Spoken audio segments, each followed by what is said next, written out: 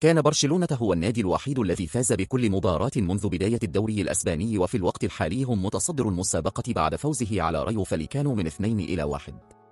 على الرغم من سرقات التحكيم، حيث تم إلغاء هدف واحد لبرشلونة وركلتين غير محددتين، ما زلنا قادرين على الخروج منتصرين. ولا يمكننا أن ننسى الظهور الأول الذي لا ينسى لداني أولمو، وهو يرتدي قميص البلوجرانا في تلك المباراة. ظهور داني أولمو لأول مرة، ولم يسجل اللاعب شيئا أكثر ولا أقل من هدف الفوز في أول ظهور له، وتمكن من الحصول على لقب أفضل لاعب في المباراة على الرغم من أنه لعب النصف الثاني فقط من المباراة. في مباراة الأمس أظهر برشلونة الجديد بقيادة هانسي فليك أننا أقوى مما توقعنا، وأن نعم لدينا فرصة كبيرة في أن نصبح أبطالا في عدة مسابقات هذا الموسم.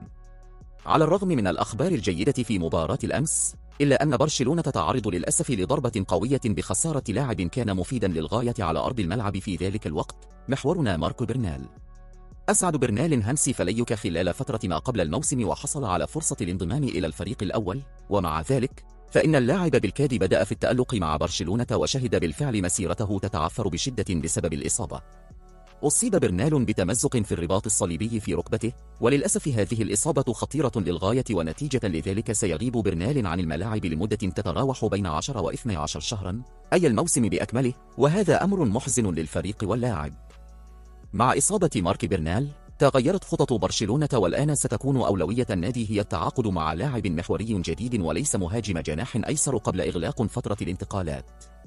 خلال فترة ما قبل الموسم قال هانسي فليك إن النادي لا يحتاج إلى توظيف لاعب محوري، لأن النادي كان لديه بالفعل لاعبين جيدين للعب في هذا المركز، ومع ذلك بما أن لدينا الآن فرينكي دي يونج وكريستنسن ومارك برنال مصابين، يبقى ماركو كواساديو فقط في مركز المحور. في ضوء ذلك تم التأكيد على أن برشلونة سيبحث الآن عن المحور، إما من خلال الإعارة أو الشراء التام، مما يجعل هذا التوقيع مفاجئا، لأن أولوية النادي كانت التوقيع مع مهاجم أيسر وليس محوريا. ونظرا لهذا اترك رسالتك هنا في التعليقات متمنيا القوة لمارك برنال الذي سيغيب عن الموسم بأكمله، واغتنم الفرصة لاقتراح اسم المحور الذي يجب على برشلونة التعاقد معه ليحل محل برنال هذا الموسم. ضع اسمك هنا في التعليقات وسأقوم بالقراءة، وسأراكم في الفيديو التالي.